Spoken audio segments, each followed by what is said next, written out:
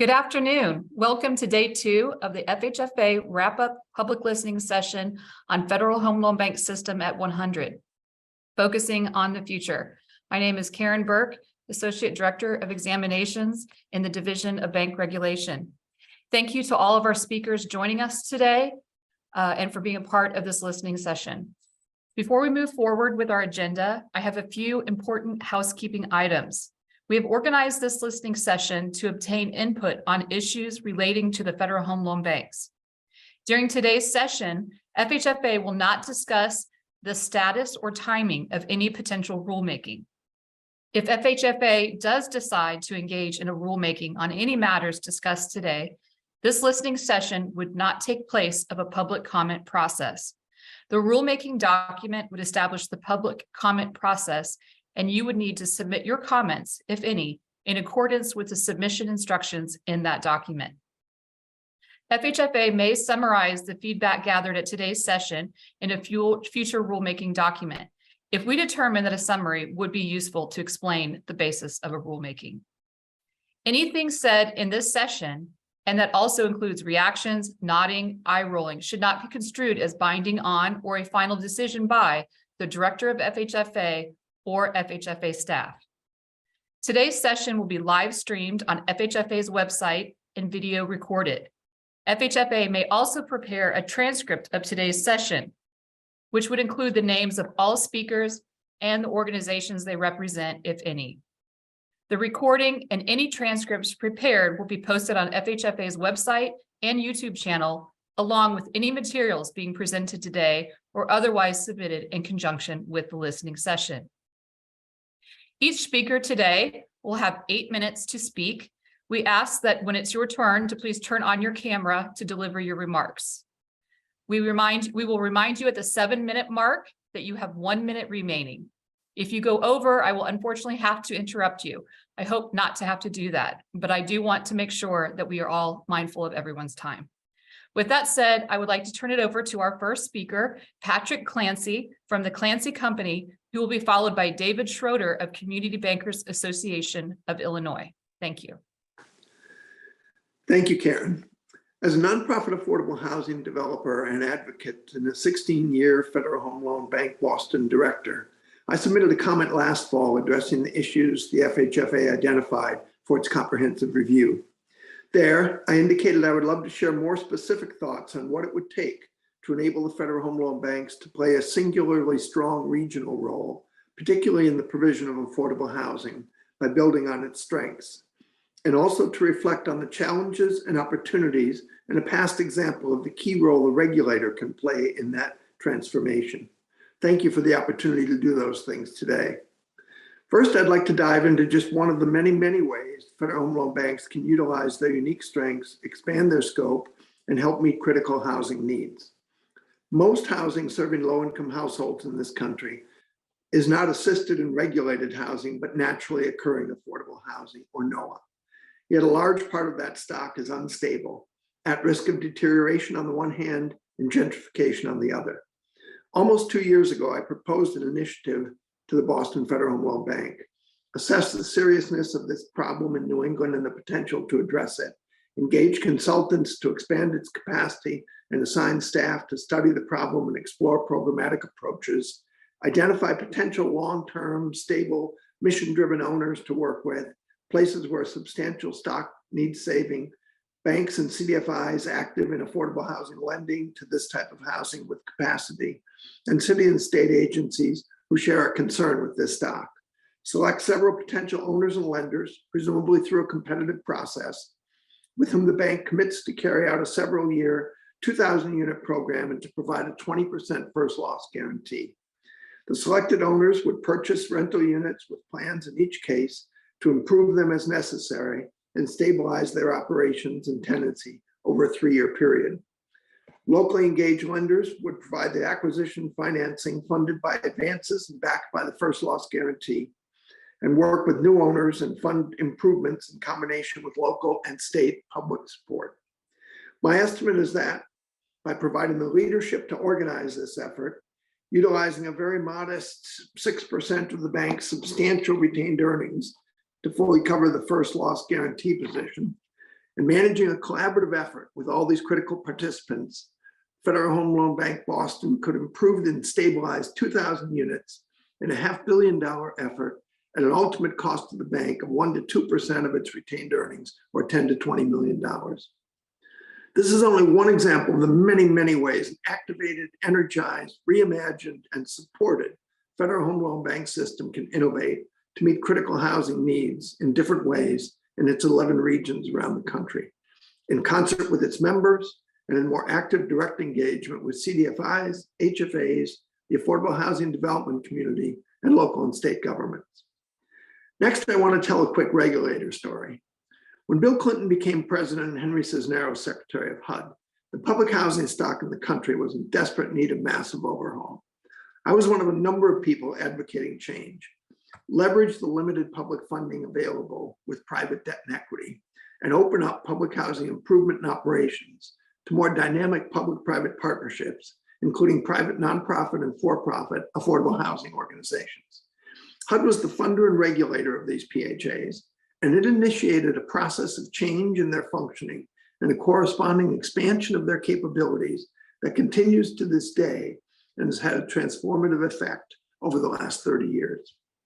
It began with allowing and encouraging so-called mixed finance and public housing revitalization, involved extensive technical support and assistance to agencies working to change, focused on socializing entirely new ways of doing business, and continued through a variety of HUD-designed programmatic initiatives, from Hope 6 to Choice Neighborhoods to the systemic change going on still today through the Rental Assistance Demonstration, or RAD program.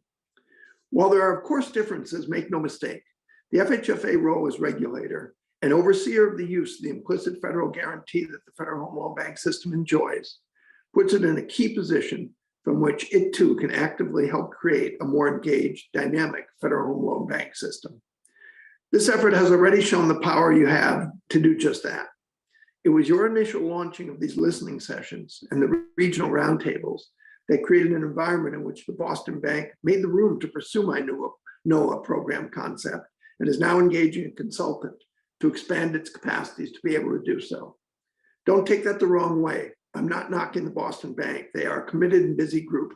I'm highlighting the impact you, as its regulator, have in shaping its behavior. Follow the HUD example, and you too can stimulate huge progress in the work of the Federal Home Loan Banks. The central role of the Federal Home Loan Bank system remains to provide liquidity to its members, with the community banks most reliant on that. The critical value of that liquidity, particularly in times of stress on the banking system, has been dramatically shown once again in this current crisis as before. As a houser, I urge you to reject the calls to track the dollars and limit advances to those that are used to fund housing. That would hugely constrain the banks and hugely limit their utility in meeting the liquidity needs of their members, even though it may be a more reflexive response for a regulator concerned about housing. I challenge you instead to provide the leadership for the Federal Home Loan Banks to use their healthy, well-capitalized position to do more in meeting our growing needs for affordable housing. Encourage regional initiatives. Incentivize the banks to expand their program development and collaboration capabilities. As regional entities, they can be key parts of new solutions needed for our growing housing needs, and in the process enable smaller banks, CDFIs, and others to do more and grow. Expand your own capacities to support new activities, as HUD did. Continue to work to streamline the regulatory framework for AHP, and even to support its use in regional initiatives of the type described here. One particular step that you could implement in the short term that can support the big and bold initiatives over time that the director has called for has to do with the roughly $25 billion of retained earnings in the system. As you know, those balances are far in excess of funds needed, even in this time of stress, to protect against potential exposures. Creating a context that can enable the banks to use moderate amounts of this capital for the kind of initiatives described above, and to reflect this as something other than an operating loss that shows up on the income statement, could support initiatives at a level that simply upping the AHP set aside will take decades to achieve. Were the Federal Home Loan Bank to translate its large and ambitious goals for public participation in this process and to establishment of similarly large and ambitious goals for the system, it could lead a transformation that would create a more dynamic system, continuing to meet its central liquidity mission, but also central to regional innovation in affordable housing, building on the strengths of these unique organizations in our financial system. Let's see where that can take us over the next 10 years. Thank you very much. Thank you. Our next speaker is David Schroeder from Community Bankers Association of Illinois, who will be followed by Vincent Beatty of FHLBank. Thank you, Karen. Good afternoon, everyone. My name is David Schroeder. I am the Senior Vice President of Federal Governmental Relations with the Community Bankers Association of Illinois. CBAI exclusively represents the interests of nearly 300 Illinois community banks, the overwhelming majority of which are members of the Federal Home Loan Bank of Chicago. And when I say members, I mean member owners, the member shareholders of the FHLBs. They are the financial institutions, large and small, that provide the capital to their home loan banks. And that capital is the foundation that makes everything possible, all the good things that the FHLBs do.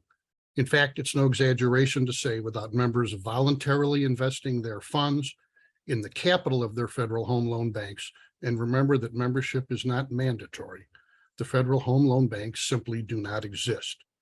We urge policymakers to please remain aware of this during the comprehensive review process to ensure the missions of the federal home loan banks will continue to be served in the future. The federal home loan system is a GSE formed by Congress in 1932, which provides its member owners with funding for mortgages and asset liability management, liquidity for member short-term needs, and housing, finance, and community development. CBAI believe these functions are not siloed, but interdependent and work together to fulfill the important missions of the federal home loan banks. With this symbiosis in mind, any changes implemented by the FHFA that would diminish or enhance one of its functions will, by necessity, impact the others. For example, changes that will curtail the FHL banks providing liquidity to their member owners of all sizes through fully collateralized advances will reduce income and will ultimately reduce the funds available for other purposes, including affordable housing and community development. Also, the FHLBs do not exist in a vacuum. They have developed to be an essential component of the broader banking and financial system and our economy, and they have a working relationship with policymakers and the banking regulators. Here again, decisions to make changes to the banks and the system will have far-reaching consequences and should be approached with the utmost caution and proceed only with broad consensus. The critical importance of the FHL banks providing certain and timely liquidity to all its member owners has been proven again and again, most recently with the disruptions caused by the failure of several large banks earlier this month. In the past few weeks, debt issuances by the system approached $300 billion in a matter of days, which provided needed liquidity to help support the member banks, the entire banking and financial system, and the broader economy. As the turmoil subsides, we fully expect these advances to be repaid and for them to return to more normal levels. We also fully expect the FHL banks will not suffer any losses from extending these fully collateralized advances. If they did experience losses from advances, there would be less income available for other purposes, including affordable housing and community development.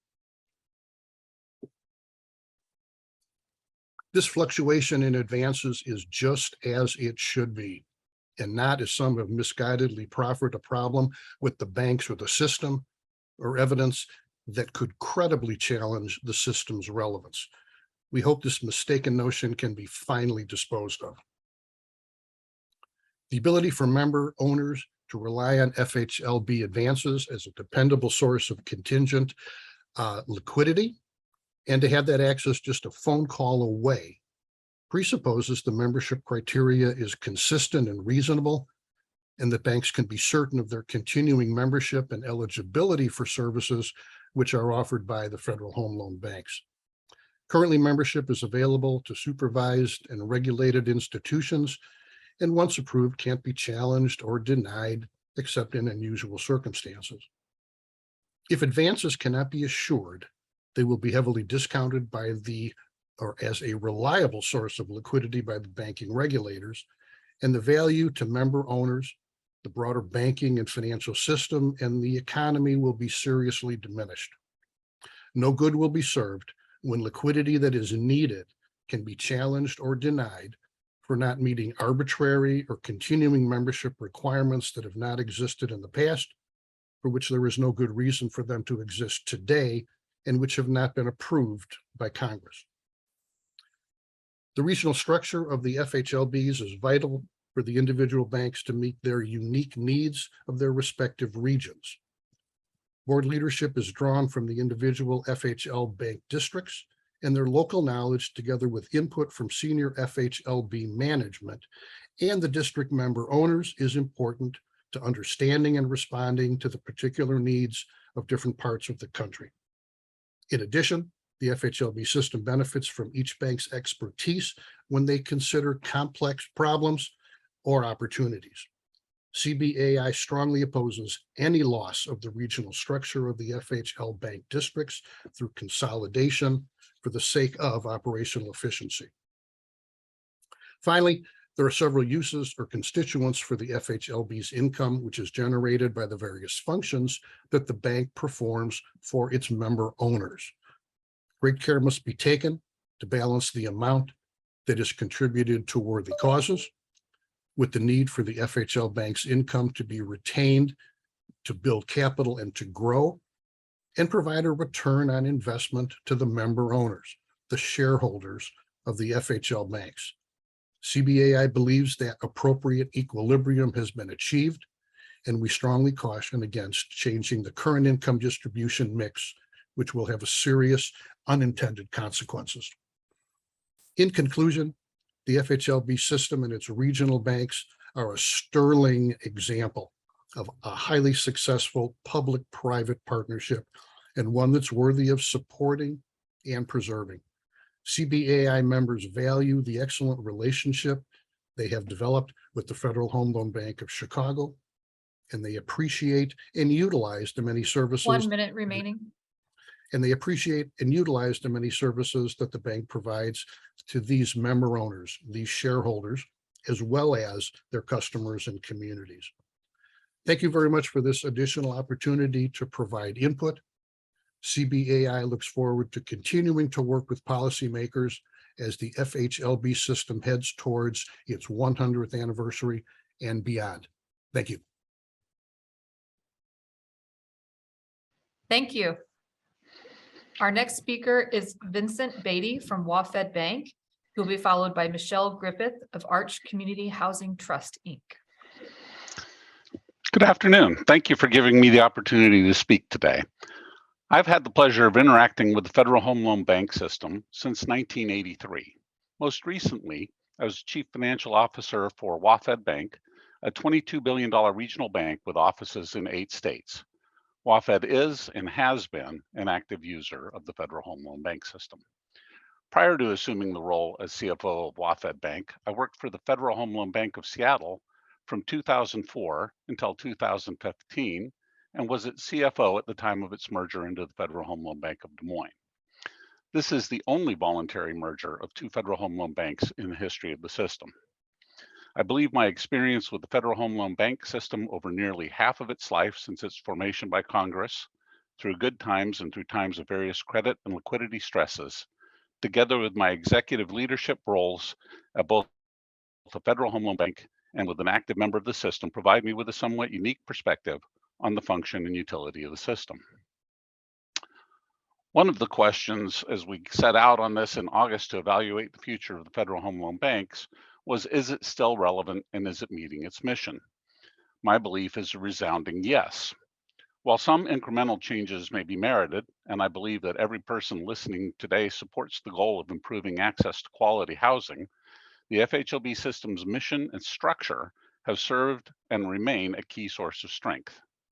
Most recently, the resources provided to members to hedge interest rate risk and the liquidity provided to members during the deposit flow driven events of recent weeks are tangible demonstrations of the value the FHLB brings both to individual members and to the financial system as a whole. As you move forward, I urge you to consider first whether any contemplated changes might adversely impact this enormous benefit. Let me share an example of how FHLBank recently used Federal Home Loan Bank of Des Moines to highlight this. At the outset of the pandemic, there was significant uncertainty. People were concerned about how they would stay healthy, but also how they would get through. Could they pay their bills? Could they pay their mortgages? Would they still have a job? Those that focused on it were probably wondering if banks would continue to lend so that we could continue building housing stock, or if banks would even be able to simply be there to help businesses buy inventory and meet their payrolls. Against this backdrop, FHLBank acted to improve its liquidity and to send a message to our customers and communities that we were ready to serve their needs. WaFd did this by accessing the Federal Home Loan Bank, drawing advances to position an additional $1 billion of liquidity, and entering into a hedge to fix the cost of future rollovers of that $1 billion for 10 years. We then put out a press release saying that we had done this and that we stood ready to support our customers and communities. That was even prior to the introduction of the Payroll Protection Program. In order for FHLBank to be able to do this, we had to have confidence that the renewal of these advances would continue without any interruption whatsoever for the next 10 years and at a relatively constant spread to short-term benchmark interest rates.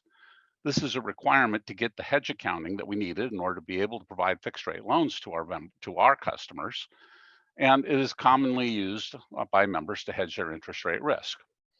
Reliable funding was also key to WaFd having the confidence to lend that money out to meet our customer needs. And we did, in fact, lend all of those funds out, helping support housing and jobs during a critical time.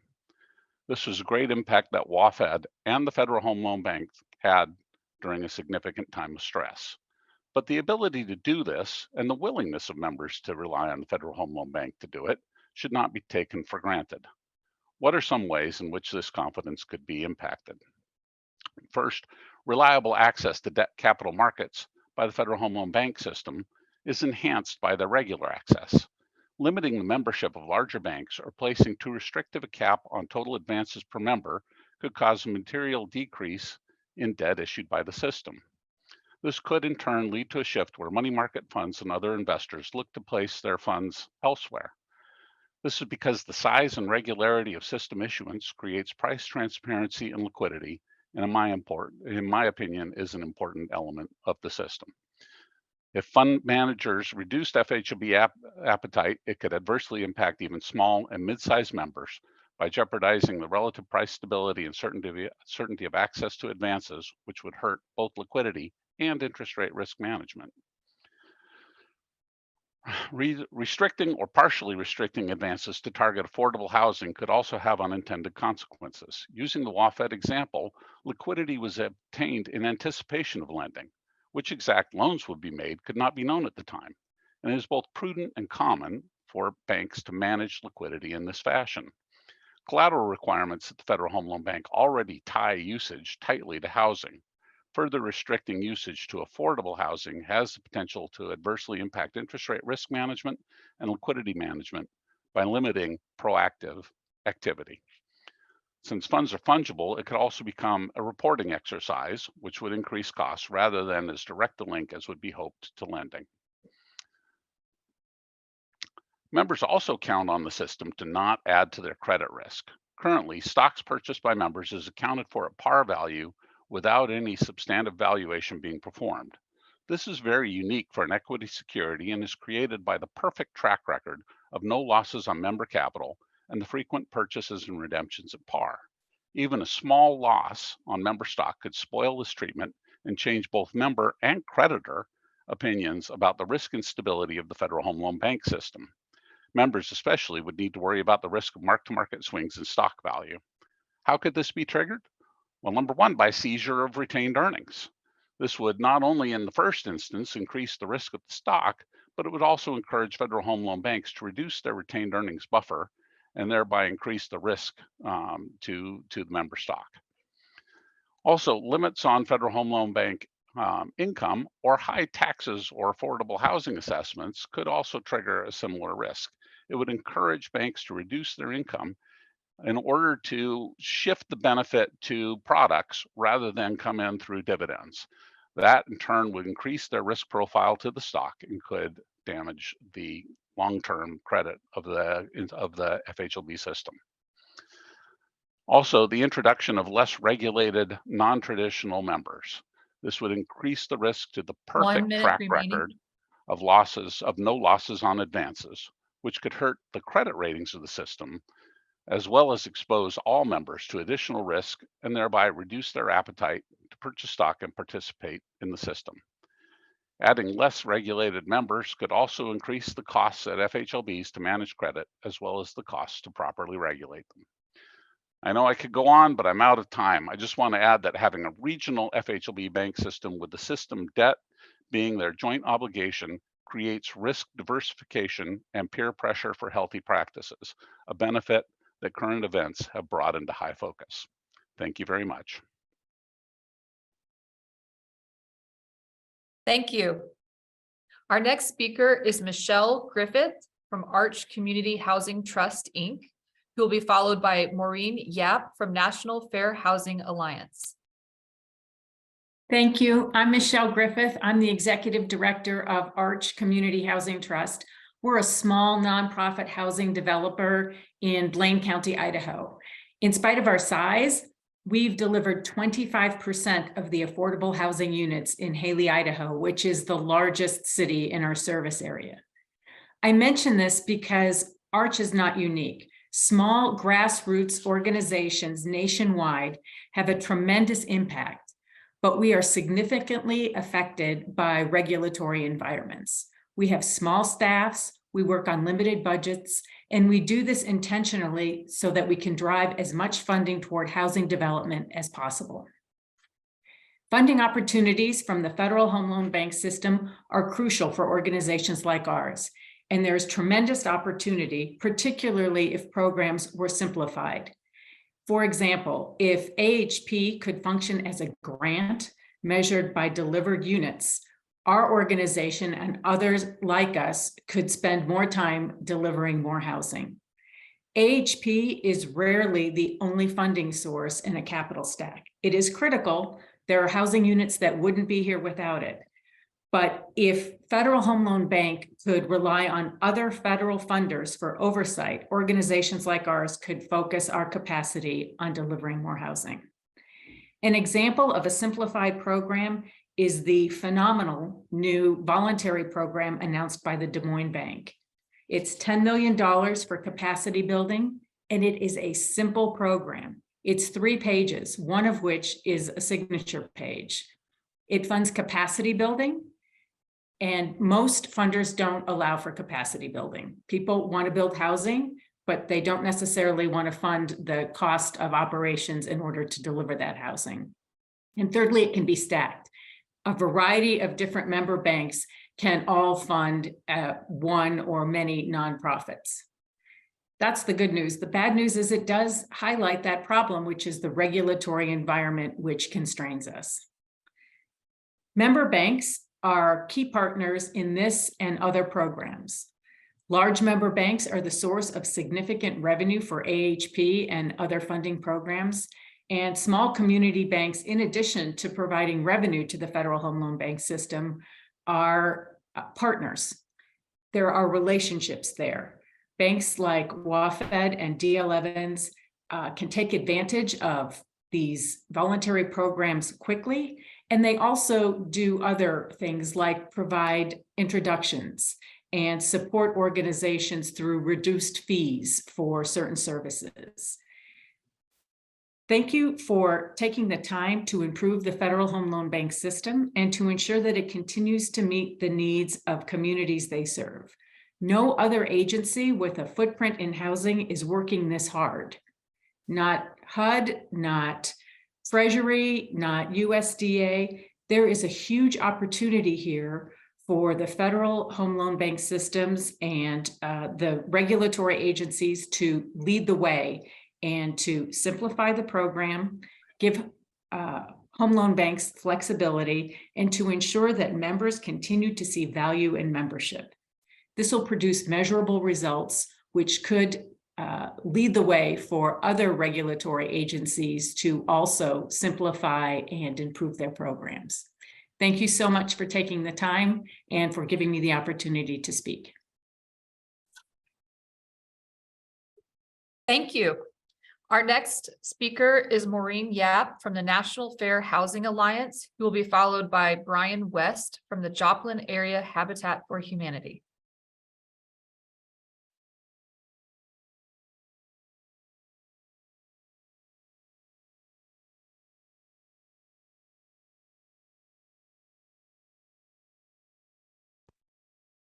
Maureen, you're muted.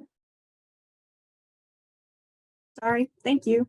Hi, my name is Maureen Yap, and I'm a senior counsel at the National Fair Housing Alliance. We want to thank the Federal Housing Finance Agency and Director Thompson for hosting this important event. Next slide, please. I want to go over 6 areas for improvement for federal home loan banks. Next slide, please. First, given the substantial public subsidies and the enormous private benefits to the federal home loan banks and their members, we think that the federal home loan banks need to do substantially more to ensure that the home in federal home loan bank actually means something. That is, the federal home loan bank should compete against each other to well exceed, rather than just meet, the 10% statutory threshold for affordable housing. This should also include investments for climate resiliency, particularly for consumers and communities of color. Also, as required under the Fair Housing Act, the Federal Home Loan Bank must fulfill their obligation to affirmatively further fair housing by ensuring all its programs, policies, products, advances, and procedures do not foster or facilitate discrimination and segregation. Next slide, please. Second, the Federal Home Loan Bank should educate their members on using their advances to promote access to credit for underserved markets. The Federal Home Loan Banks can conduct in-person and virtual outreach, post on their websites, and hold webinars.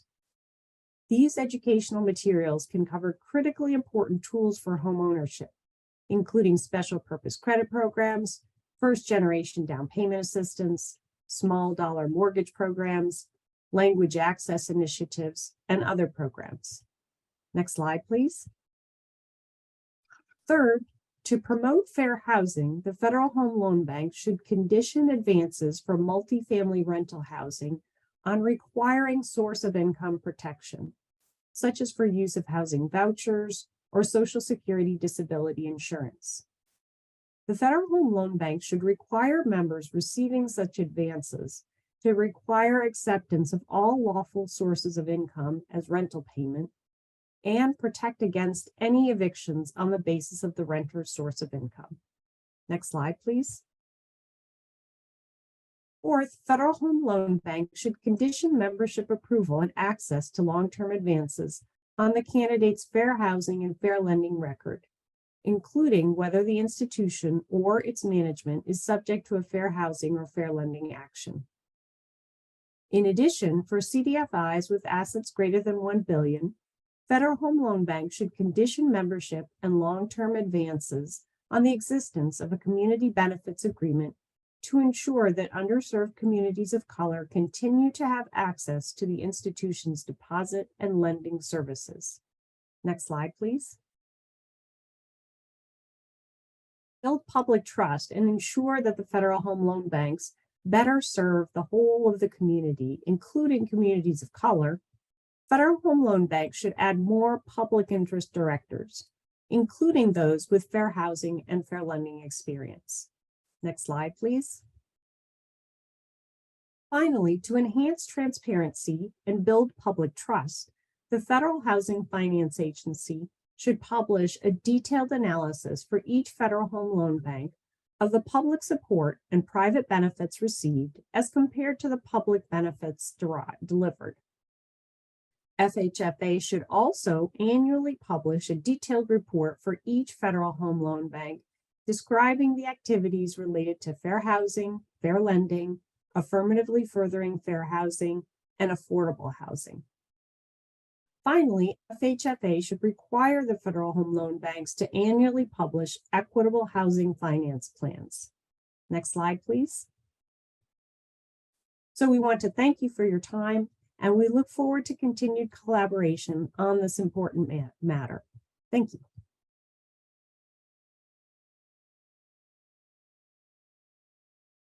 Thank you. Our next speaker is Brian West from the Joplin Area Habitat for Humanity, who will be followed by Cheryl Reel of Rebuilding Together St. Louis. Good afternoon. My name is Brian. I'm with the Joplin Area Habitat for Humanity. I'm the Community Development Director for our affiliate here locally. And I'm going to talk briefly about our experience with Federal Home Loan Bank AHP program and how that's greatly benefited the communities and the homeowners in our areas, or how we target that particular need through the AHP program. So since 2018, we have partnered with and have received Federal Home Loan Bank AHP funding for critical home repair needs and necessities here in our service region. We have been able to, at this point, provide 60 critical home repair projects in that 5-year period for folks for major repair replacement needs, such as roof replacement, window replacement, heat and air replacement, just large scale, what you would think of as financially burdensome a lot of times, things that homeowners particularly aren't easily able to meet for various reasons. So we created our critical home repair program in 2018. We recognized the need for additional services above and beyond what we could provide prior to that. We did and still do have our Brush with Kindness program, which is a significantly smaller scale housing rehab program, which you can kind of think in terms of maybe $200 and less type programs for very light scale needs to the exterior of homes. So again, with our initiative to become involved with the Federal Home Loan Bank AHP program, and since then we've been able to tackle a lot of these homeowners' various needs that, again, otherwise they would not be able to provide on their own. Again, I'd mentioned previously, we have completed 60 total critical home repair program projects since 2018, in an average of approximately $25,000 per project. So you can kind of envision the impact that could have for these homeowners and going in and being able to address these things that a lot of times cause them a lot of stress, anxiety, worry, and we've been happy and just grateful to be able to be in the position to do this for these folks. Our critical home repair program, with our initiative and our mission with that program, we primarily focus on elderly and or physically disabled homeowners as our main priority sector for those needs. So since 2018, it's become a increasingly popular, so to speak, program and service of ours. As you all know, Habitat is primarily known for building, residential single-family homes for qualified individuals and families, and that remains to be our main program service. But as the need for rehabilitation, continues, our critical home repair program has followed closely behind that and has actually allowed us to travel outside of our typical service region and try to reach those folks that are in our neighboring counties that don't have any other housing resource needs available to them. So that's something that we're slowly looking to expand upon as funding continues to become available and be available. So we anticipate hopefully being able to help outside of our region more and more with these AHP funds. Again, the Joplin Habitat for Humanity affiliate is very grateful for the opportunity that is provided through the Federal Home Loan Bank's AHP program. It has allowed us to become more engaged with the ability to provide these types of critical / major repairs and address things that would otherwise, again, go unaddressed because of various challenges and hurdles that each of these homeowners face. We appreciate the benefits of the AHP program in our communities, and we would encourage the Federal Housing Finance Agency to strongly consider this when facing any types of challenges or policy changes to the AHP program, as our communities and homeowners will continue to require these opportunities to maintain the structural integrity of their properties and be able to remain in their homes for as long as possible. But thank you for your time, and I appreciate your invitation to be able to speak today.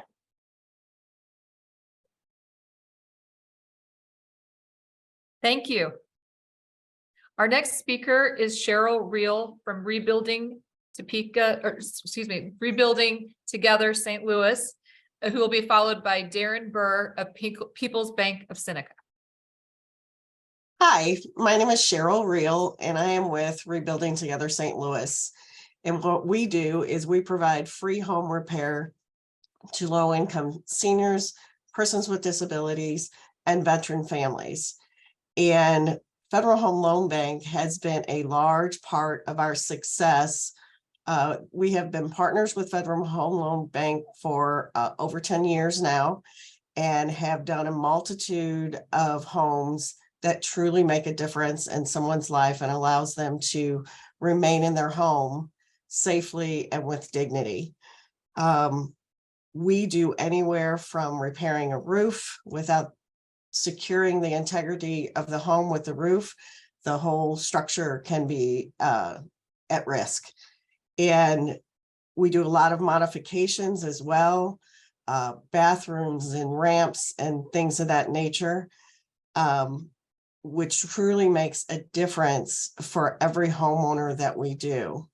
Our goal is to do about 100 homes a year, and through Federal Home Loan Bank, we are able to do about 40 homes this year alone through the Federal Home Loan Bank funding, which is close to 50% of our homes, so are able to get those critical repairs.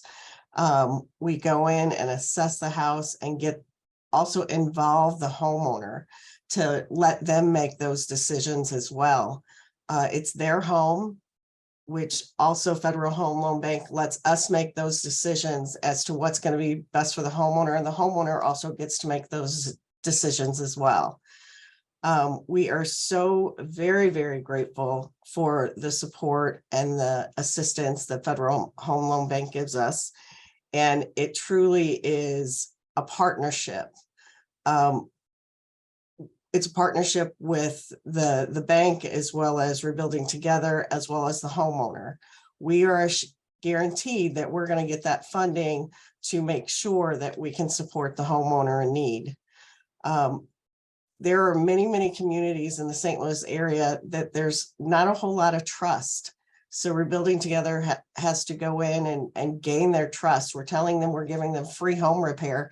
And as you can imagine, it's sometimes, yeah, right, that's really going to happen. And it does, because we know the Federal Home Loan Bank is behind us.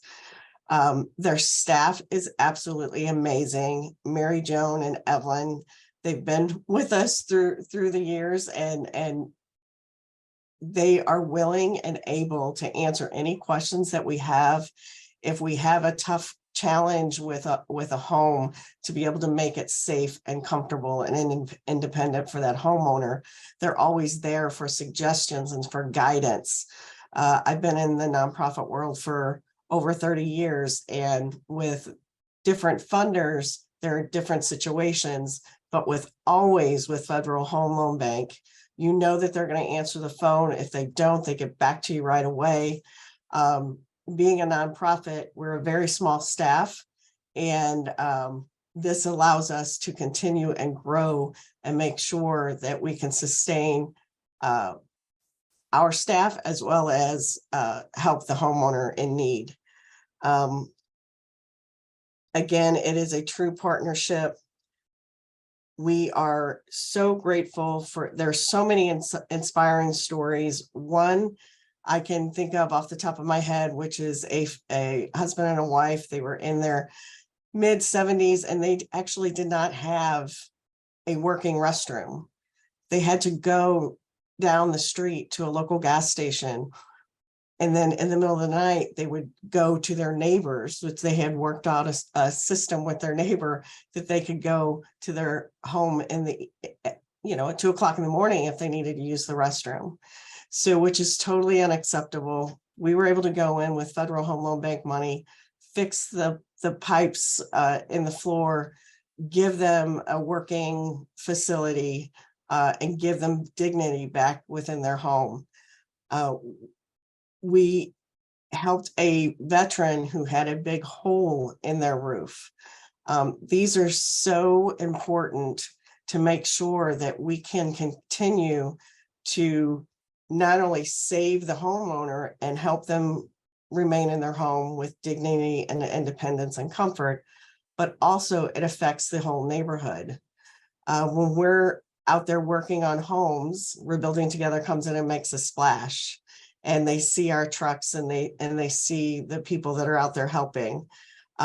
It motivates others to go out and mow their grass and to pick up debris and things of that nature. So it truly makes a tremendous difference. Again, like I said, we worked together for 10 years, and only 1 year out of that 10 years, we did not receive funding. Our board looked at everybody and said, what do we do? Because we don't have that funding. And are we going to cut staff? How are we going to sustain it? And how are we going to make the capacity work? Thank goodness the following time we did get it back. And we hope and pray that we can continue that and that relationship.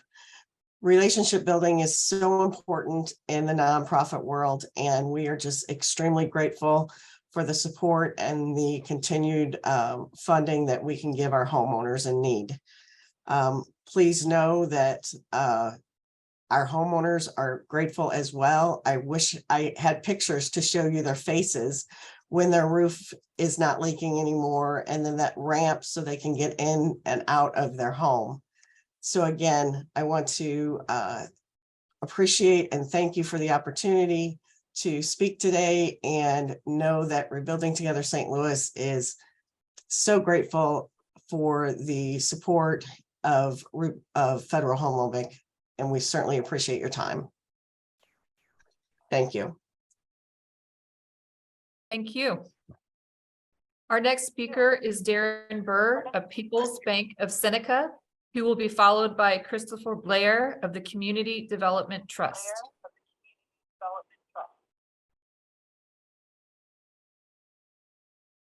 Thank you. I'm Darren Burr. I'm the president of People's Bank of Seneca. We are a minority-owned bank owned by the Eastern Shawnee Tribe of Oklahoma. Our home office is in Seneca, Missouri, a town of about 2,000 people. And I'll just tell you, we are honored and grateful to have this opportunity to discuss a facet of our business, Federal Home Loan Bank, that's vital to our bank, but also instrumental to our community. 18 years ago, I had the good fortune of landing what I would consider to be my dream job, other than maybe playing for the Kansas City Royals, and that was to be the CEO of a bank in a town that I grew up in, and a town that I love, a town we call home. And what began, I arrived 18 years ago. The bank had assets of about 20 million. We had 8 employees. And through the partnership and the relationship that we've built with Federal Home Loan Bank, today we're at 405 million in total assets. We have 50 employees, and we cover about 5 different locations. Over that time, I can tell you vendors that we've worked with have come and gone, but the one constant has been our partnership and our relationship with Federal Home Loan Bank. A few speakers ago, they talked about all the different facets and the different things that Federal Home Loan Bank needed to be doing. I will just tell you, I would encourage you, if you ever questioned the impact that Federal Home Loan Bank can make, come to our town. I will walk you down our main street, and I'm going to point to you business after business. The Ace Hardware, the Subway, the Dairy Queen, the new apartment complex that was just recently built, the renovations of the football field, all of those are a direct result of competitive rates and competitive loan structures that we were able to put together through our utilization of our relationship with Federal Home Loan Bank, whether it was matched off funding for the commercial deals or whether it was the MPF loans, because we are such a big player in the MPF market. It makes such an impact on our small town. All of this has been coordinated through our relationship with Federal Home Loan Bank. Our reps are more than just that. They're also our friends, Brad Spears and Rich Weaver, who we've worked with over the years. They always make a point of wanting to know what's going on in your town and how can we help. And they always, at the end of every conversation, thank us for our business and the partnership that we've been able to establish. Today, right now at this moment, more than ever, the liquidity that Federal Home Loan Bank provides at low cost is crucial for not just our small bank, but for every community bank across this country. Our community banks are the heart and the soul of what makes this country so unique and so robust and so fantastic. We, as People's Bank of Seneca, we rely on Federal Home Loan Bank liquidity. This is evidenced by the $25 million that we've borrowed over the last 6 months, as liquidating securities in this market and this timing would not make sense and would be detrimental to our income statement and ultimately our balance sheet.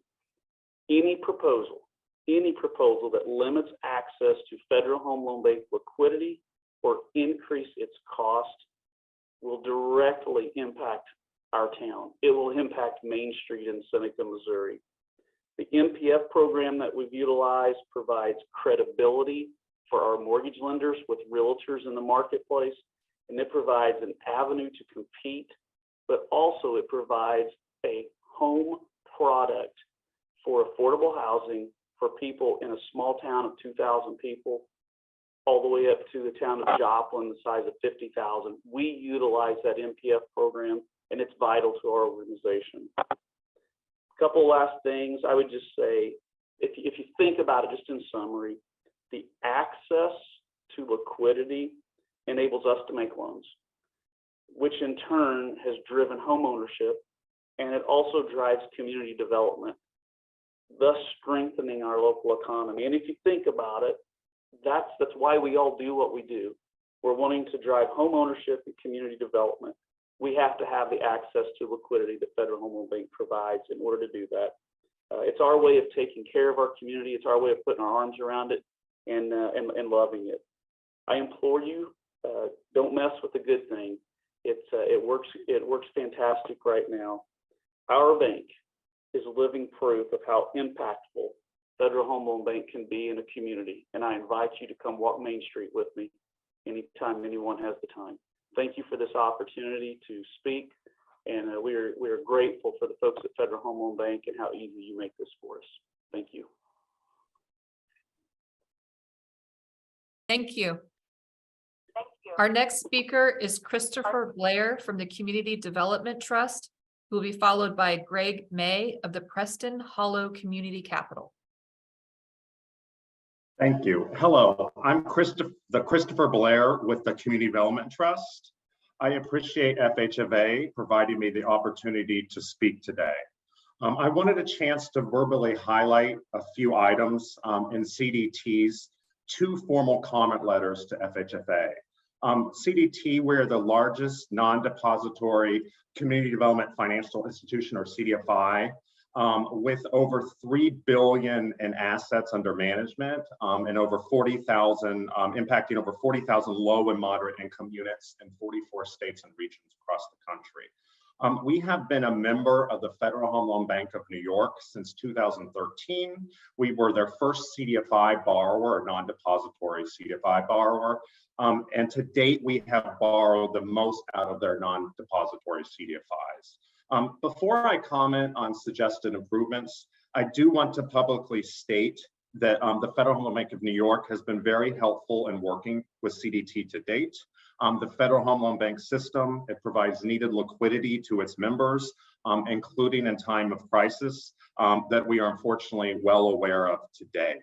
CDT sees great opportunities and challenges within the Federal Home Loan Bank system.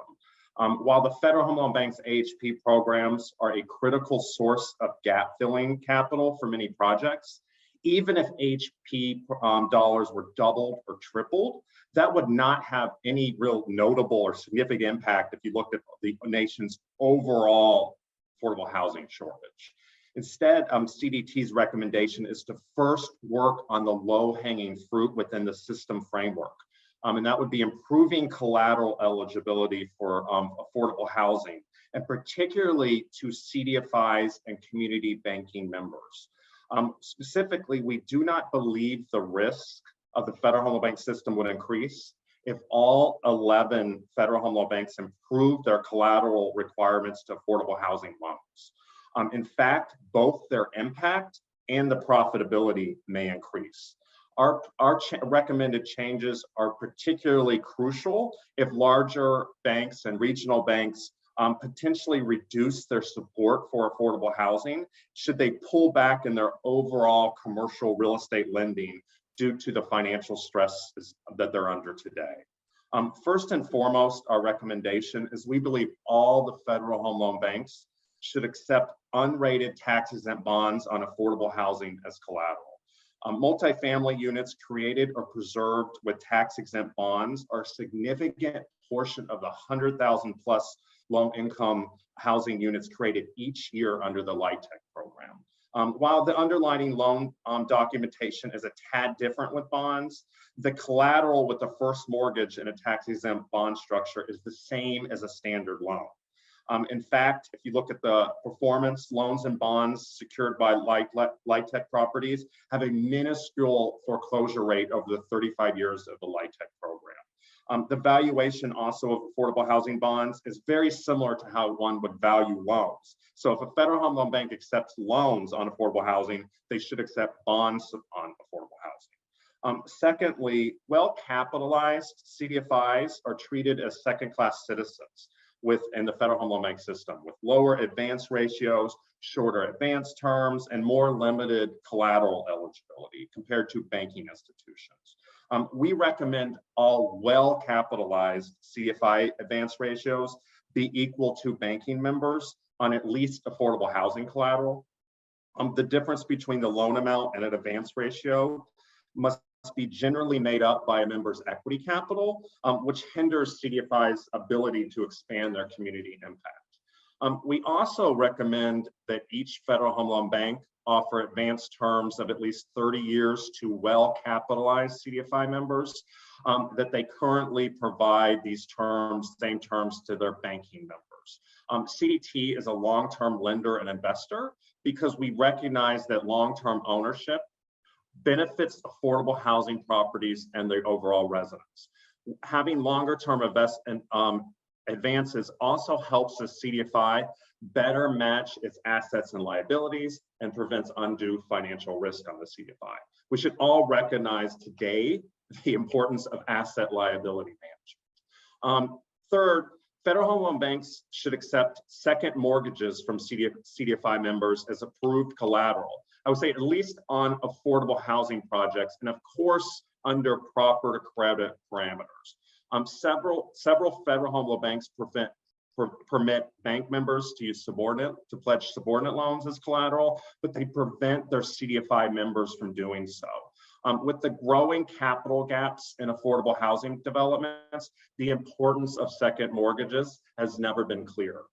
If we cannot create more openness and consistency across the federal home loan bank system on affordable housing lending products, we think all members should have the opportunity to become a member of any federal home loan bank in any region where they lend that best meets that member's overall affordable housing lending needs. However, we are hopeful we do not have to get to that point with changes in the system. In order to limit my time, I'm not going to discuss some numerous capital and current impactful opportunities that we're currently pursuing because or cannot pursue because the Federal Home Loan Bank does not accept tax-exempt bonds or second mortgages collateral or does not lend to CDFIs beyond 10-year terms. In fact, CDT is getting more calls over the last couple of weeks to finance some of these projects. Should banks also reduce their long-term lending to affordable housing? It's CDFIs, it's community bank lenders, and also insurance companies that all have access to the Federal Home Loan Bank system that will be crucial in filling the gap should banks pull back, and particularly long-term lending.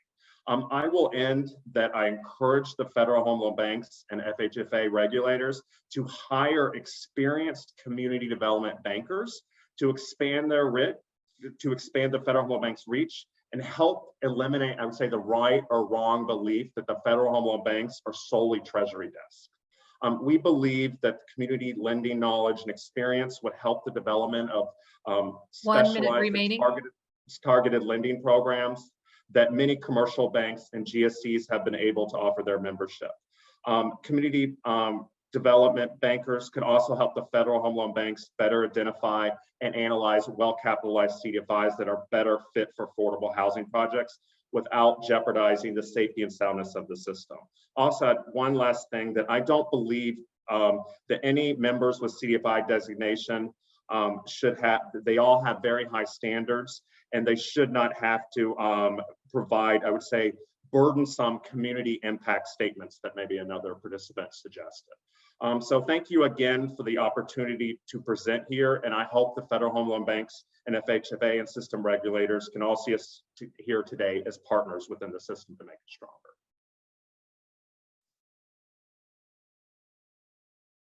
Thank you. Our next speaker is Greg May from the Preston Hollow Community Capital. After Greg May speaks, we will take a 15-minute break. When we return from break, we will hear from Mark Mason of Home Street Bank. Greg? Thank you, Karen. Preston Hollow Community Capital is a specialized capital provider for projects that provide long-lasting and measurable social impact to local communities across the United States. We've applied for CDFI certification as a diversified loan fund serving low-income and minority target populations nationally. Our application is pending. The main reason we applied for CDFI certification is to seek admission as a member of the Federal Home Loan Bank system. So our status today is that of an outsider with aspirations. We hope that perspective will be useful to your process, and we're very grateful for the opportunity to contribute today. I want to make one broad thematic comment and then echo and affirm some CDFI related themes I've heard others express, and then finally offer one specific recommendation. First, for context, let me say a little bit more about our business. At Preston Hollow, our financings take multiple forms, but generally we are providing capital to nonprofit and local government projects with measurable social impact along the lines of community level healthcare, education infrastructure, public-private partnerships of various kinds, as well as affordable housing projects for senior communities and the local workforce.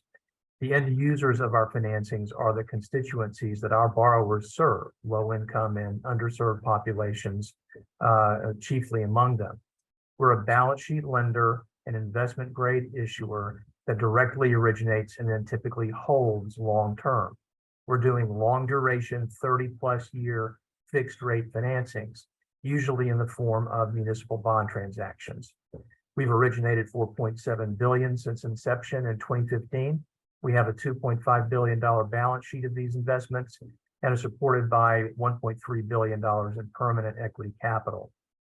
We need long-term, consistent, low-cost funding to support our originations of our social impact investments. That's why we're pursuing Federal Home Loan Bank membership. Most of my comments today relate to the community and economic development prong of the Federal Home Loan Bank mission.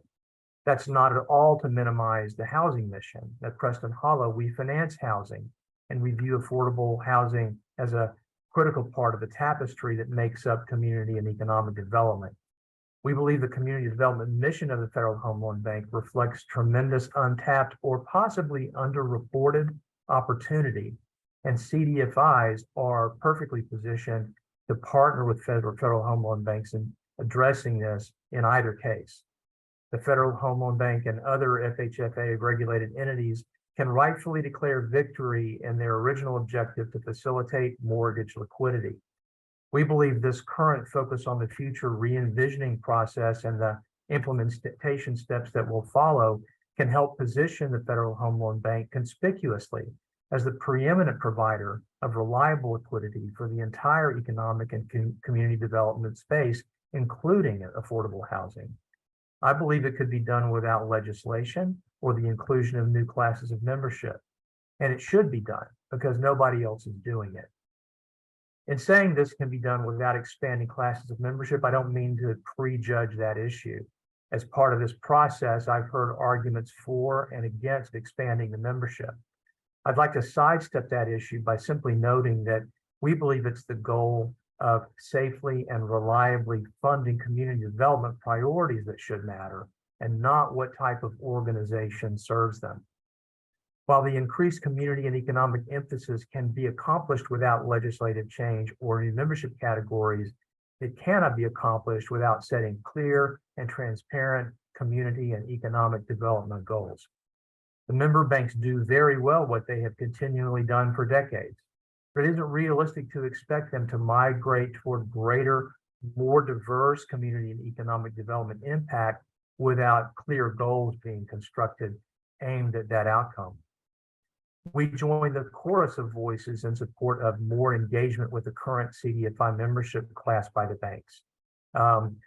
We affirm what many speakers before me have said.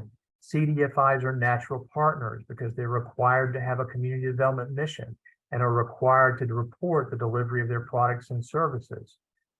There are ways to increase advances to CDFIs without impinging upon the safety and soundness of the system.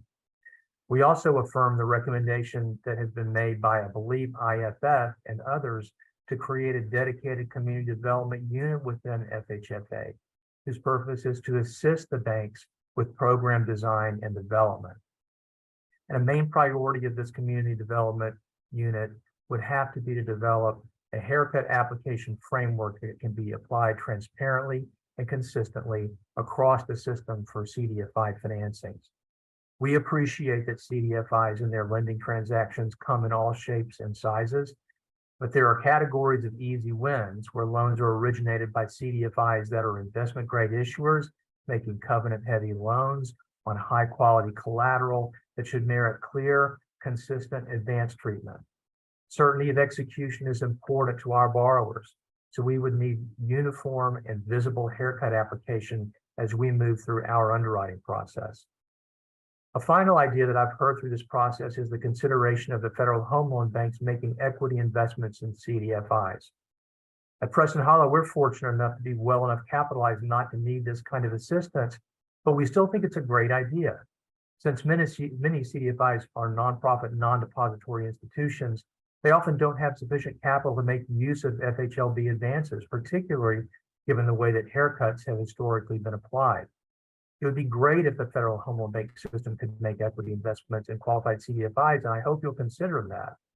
My specific suggestion is that a program could be developed to provide incentives to members of the Federal Home Loan Bank system, including well-capitalized CDFIs, to make these equity investments in those CDFIs that need that kind of help in the capital stack. This would be in addition to any direct equity investments by the Federal Home Loan Bank itself.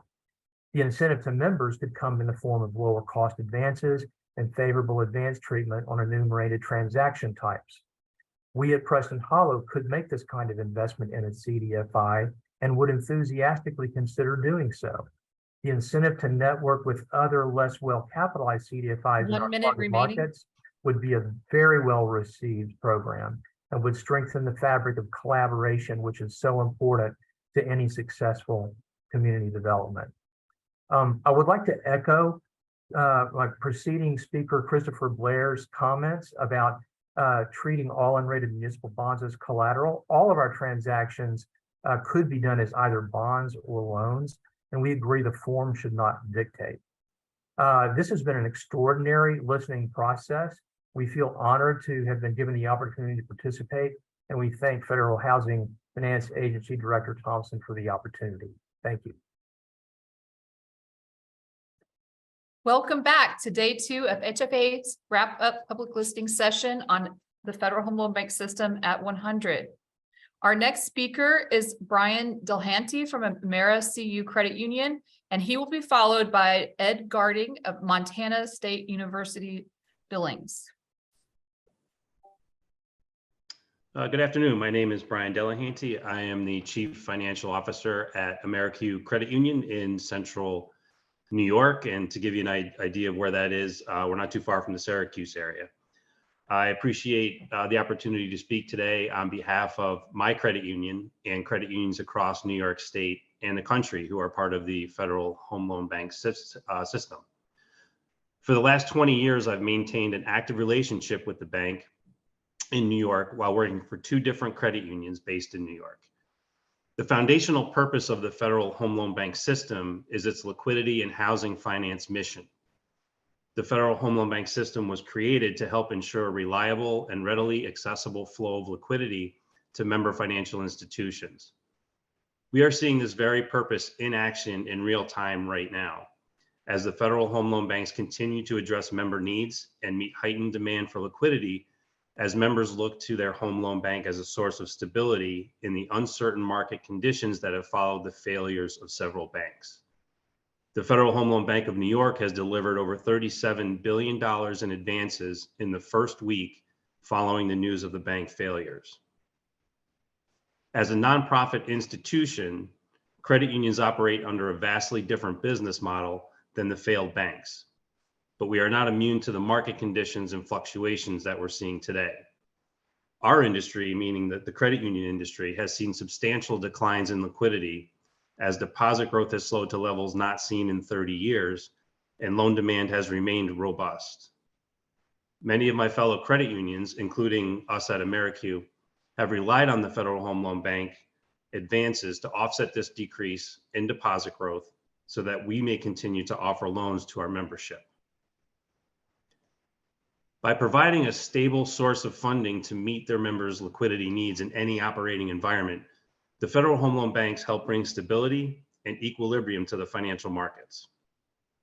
Any efforts to position the system for the future must retain the Federal Home Loan Bank's ability to continue to act on their mission to serve as a reliable liquidity provider for their members, including credit union members.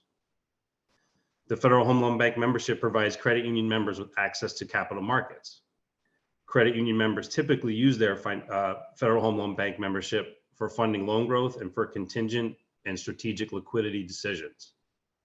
Credit union members, including AmeriQ, continue to increase pledged collateral in order to increase potential borrowings, which will allow us to continue to lend to our communities during a period of low deposit growth. Credit unions represent a growing membership component at the Federal Home Loan Bank of New York and across the system. The Federal Home Loan Bank of New York now has more than 100 credit union members, and its wholesale funding market share in credit unions in New York has averaged 91% over the last 15 years. At the Federal Home Loan Bank of New York, credit union members are very active in the mortgage asset program, the affordable housing program, and especially the home buyer dream program. During the pandemic, credit union members accessed the Federal Home Loan Bank New York Small Business Recovery Grant Program for nearly $5 million in grant funding. Credit unions also benefit from an abundance of member education opportunities provided by the Federal Home Loan Bank of New York. In the past quarter alone, they've hosted webinars discussing strategies to assist with NCUA interest rate risk responses, and another discussing strategies to navigate through a period of declining liquidity that we are seeing today. The banks have an important mission to provide liquidity to support housing finance and community investment in all credit environments. The Federal Home Loan Banks must provide competitive access to liquidity across all economic and credit cycles. The privately capitalized and cooperatively owned Federal Home Loan Banks provide a reliable source of low-cost funding for housing finance, community lending, and asset liability management, as well as short and long-term liquidity to meet members' needs. The banks help member institutions meet the credit needs of communities through America in all economic cycles. Without the Federal Home Loan Banks, it would be more difficult for local lending institutions such as AmeriQ to provide credit and financial services for families, farms, and businesses. Credit would be tighter and it would be more expensive. The Federal Home Loan Banks have served the needs of their members in all operating environments. They are critical during times of crisis. They are stable during calm markets, and they have always been dependable for 20 years for me during times of economic turmoil and uncertainty. I view AmeriQ's relationship with the Federal Home Loan Bank of New York as a partnership. They are genuinely interested and invested in AmeriQ and our success. They want to learn about our successes, our struggles, and our needs. They want to know how they can help with interest rate risk and liquidity strategies to allow us to continue to lend to our membership. Our calling officer is in frequent contact with us at AmeriQ, and we meet at least once per quarter to discuss current strategies and concerns. Recently, they took the time to meet with us to discuss concerns over NCUA interest rate risk requirements and strategies to ease the IRR pressure we now face. The Federal Home Loan Bank of New York provides frequent informational webinars or will travel to our area for an in-person session to discuss current topics.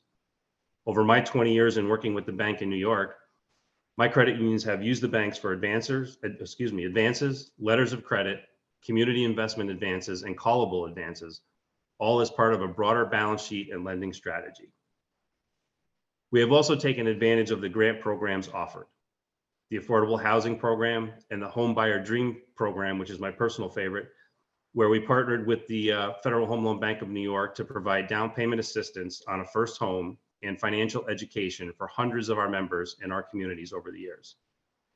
In the past, my credit unions have also been a participant in the Mortgage Partnership Finance Program, and it became a very important part of our balance sheet strategy and mortgage lending strategy.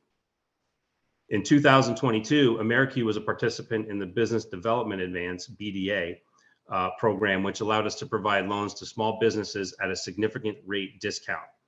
During a period of higher rates, this was tremendously appreciated not only by us at AmeriQ, but by our membership.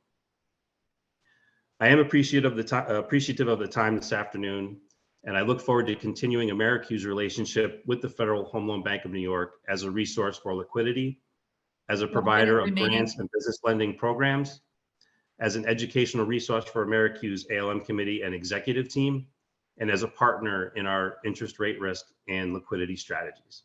Thank you very much. Thank you.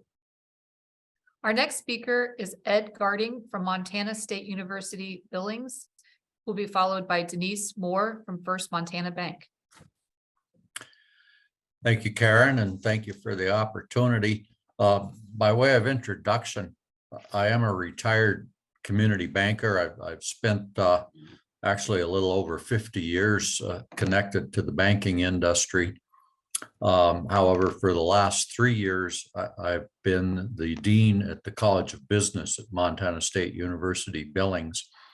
And in addition to those two roles, I am also a member of the board of the Des Moines Federal Home Loan Bank. I've been on that board for about 2 years.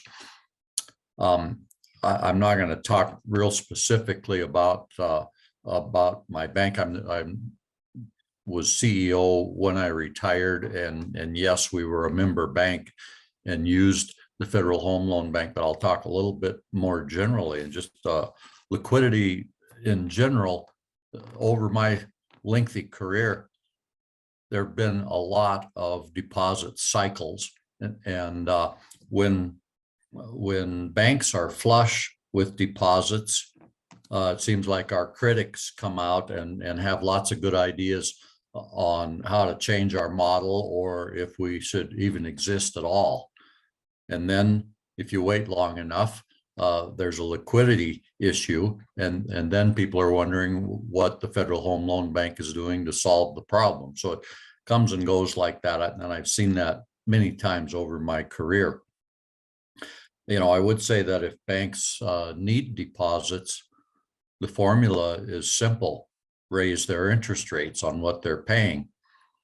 The problem with that is that the depositors don't come in the next morning. It's typically a several month time lag before the deposits come in after the banks raise the rates.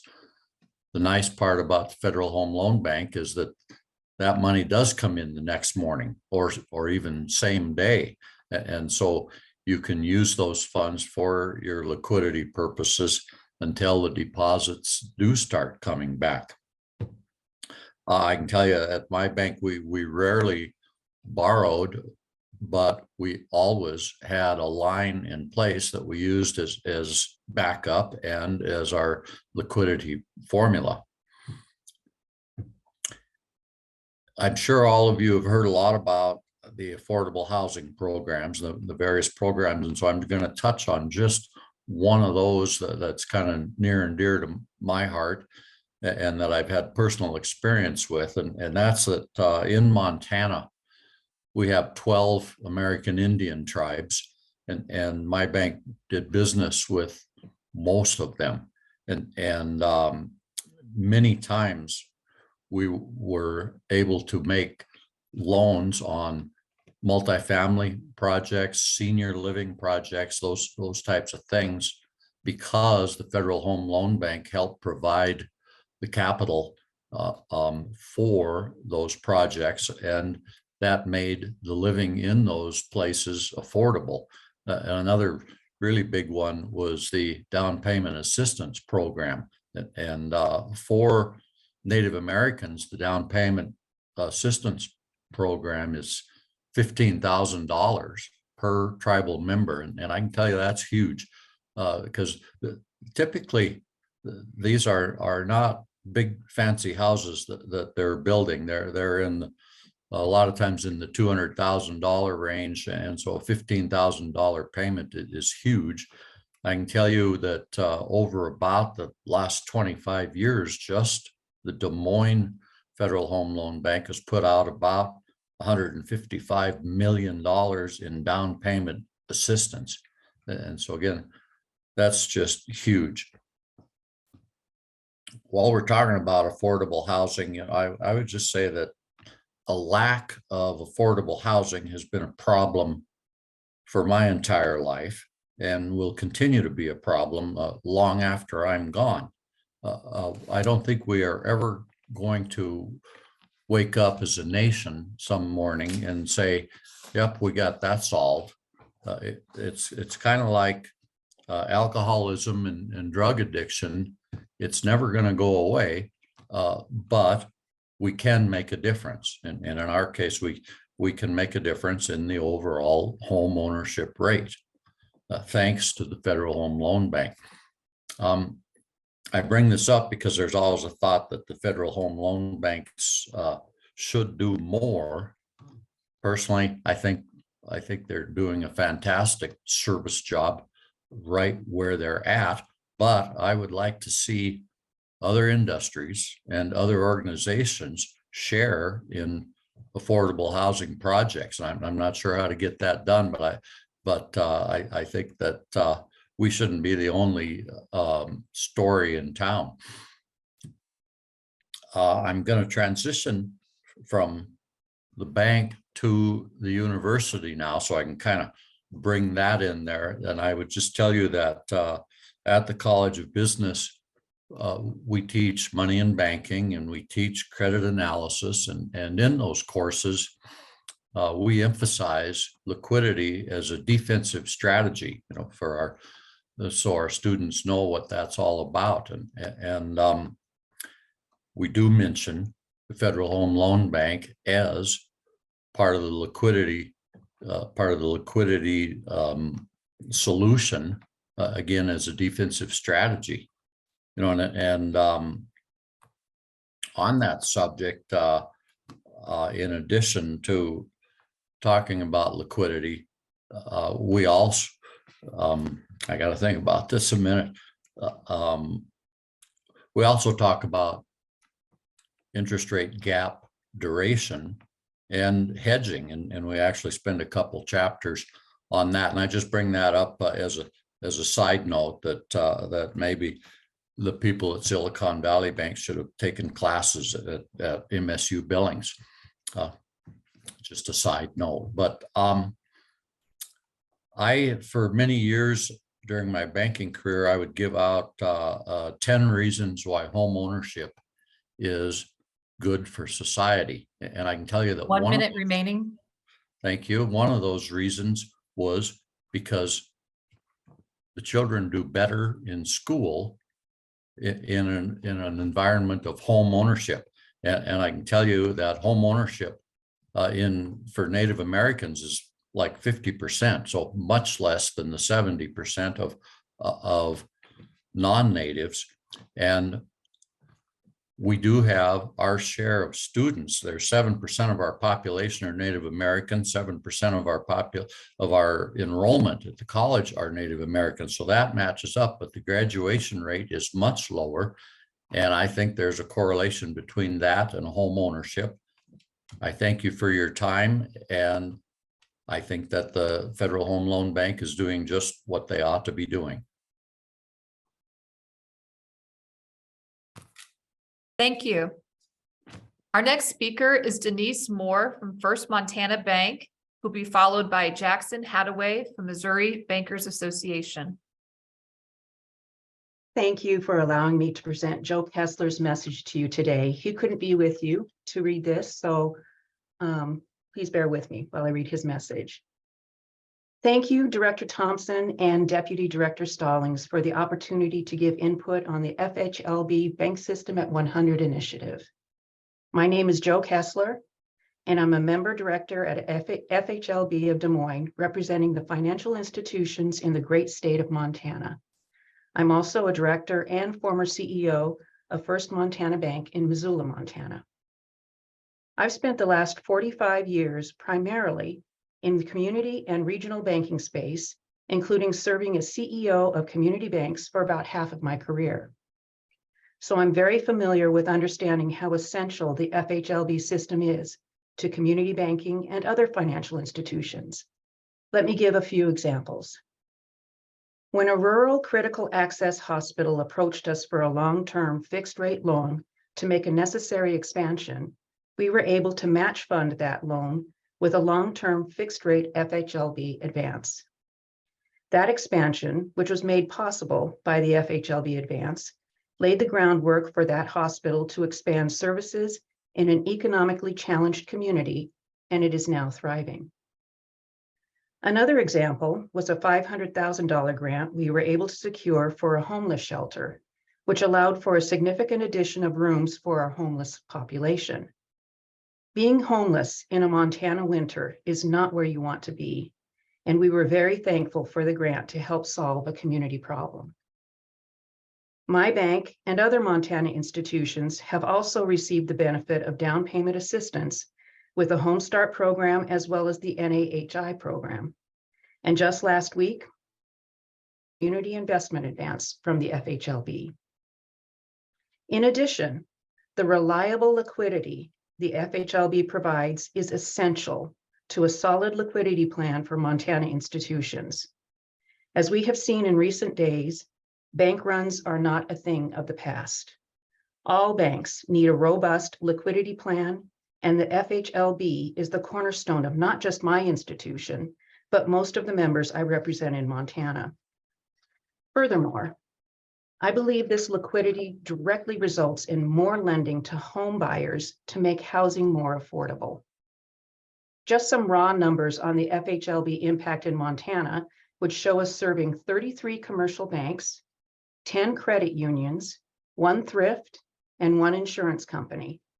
Since the inception of the Affordable Housing Program in 1990, 2,639 homes in Montana have been helped through $19.3 million in grants from the competitive Affordable Housing Program.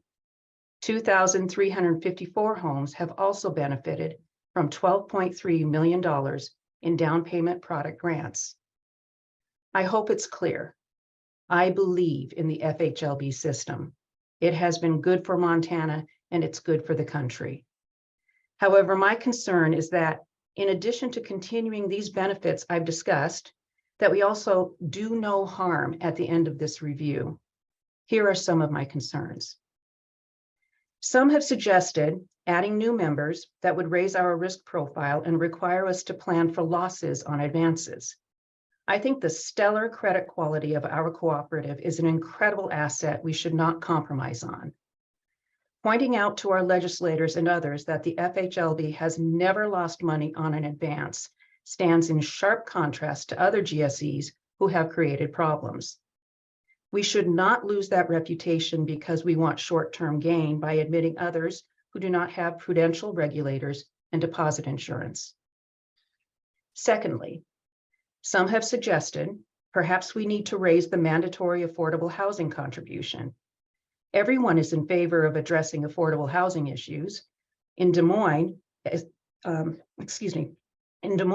our advances have grown, we have been significantly raising our contributions beyond the mandatory requirement. However, conditions sometimes rapidly change. A significant increase in the mandatory contribution seems short-sighted because it could make our advances non-competitive in a less friendly environment. Voluntary increases in AHP contributions, when times are good, is an excellent idea. Mandatory increases to our current 10% contribution is not a good idea because they could significantly impact the viability of the FHLB business model when conditions are more challenging than they are today. Finally, I know there have been some suggestions that our officers are too highly paid. I can only speak for Des Moines, but I believe we have a very talented group of executives that have highly marketable skills. To restrict our ability as a board to pay what we need to pay to attract the most highly qualified talent available would be a mistake. I urge you to reject those suggestions so we can continue to provide the very best value-added services to our members through our talented team. It has been a privilege to address you today, and thank you for this opportunity to speak on these critical topics to the members I represent. Thank you. Thank you. Our next speaker is Jackson Hadaway from Missouri's Banker Association. He will be followed by Tim Roy of Independent Community Bankers of America. Thank you for the opportunity to provide comments this afternoon. I'm Jackson Hadaway, president of the Missouri Bankers Association. We represent more than 200 banks across the state of Missouri, many of whom have historic relationships with FHLB Des Moines. We are proud of the partnerships we witness with our banks on a daily basis and supportive of the FHLB system across the state. Our banks have worked with FHLB Des Moines for decades to ensure that capital is delivered to communities around our state, supporting affordable housing and community stability and economic growth. During the last listening session, I spoke about the importance of maintaining the soundness and stability of the FHLB system, even as FHFA examines that mission and scope. I discussed how its commitments to affordable housing and growth are delivered every day by FHLB member banks who work diligently to bring capital to communities across Missouri and the broader United States. Most importantly, I emphasize that as the only GSE that is in full sound health, we must be cautious in making fundamental changes that would introduce undue risk and potentially jeopardize the system in times when it is most critically needed. Today, I would argue that those very comments and concerns have been proven true by the events of the past few weeks. As we have watched the Silicon Valley Bank and Signature Bank failures dominate news cycles, we have all become much more familiar with the importance of liquidity to the financial services ecosystem. Unlike 2008, these bank failures had nothing to do with asset quality. Silicon Valley Bank in particular was driven by mismanagement, potential regulatory lapses, and most notably in the media, a mass deposit exodus.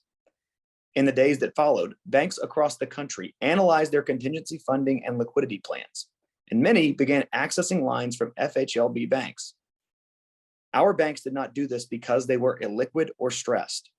In fact, the vast majority of banks in the state of Missouri and across the United States are healthier than at any other time in the history of our banking system. Instead, banks did this to preserve the faith and confidence U.S. citizens have in their banks.